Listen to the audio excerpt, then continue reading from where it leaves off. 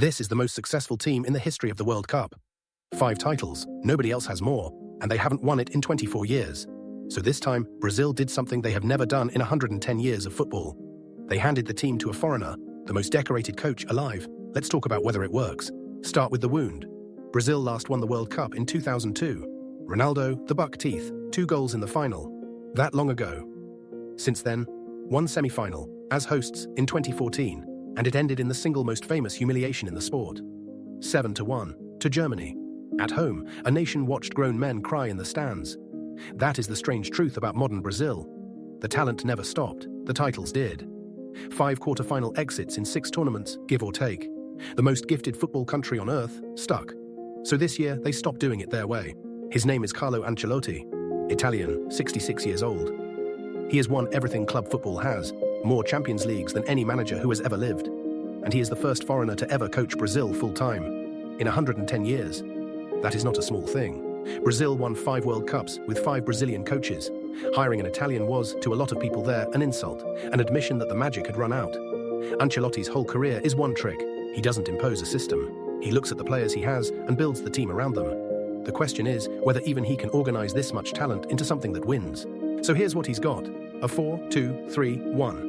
In goal, Alisson, one of the 2 best goalkeepers in the world. In front of him, the captains.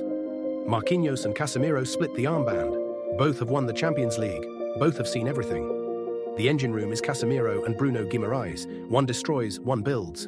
And then the part that makes the rest of the planet nervous. The front line.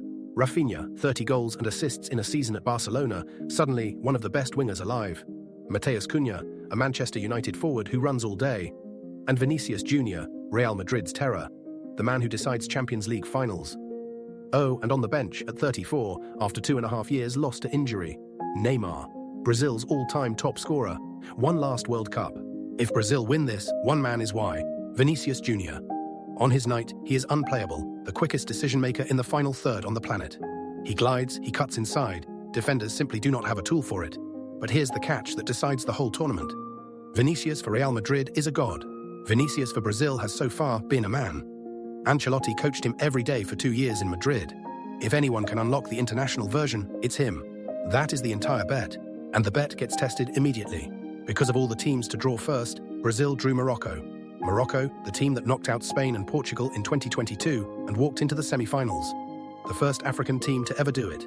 Hakimi, Amrabat, a whole nation that has stopped being a surprise. And the venue, MetLife Stadium, New Jersey, the exact field where the final will be played 5 weeks later. Brazil's first 90 minutes happen on the ground they're dreaming about.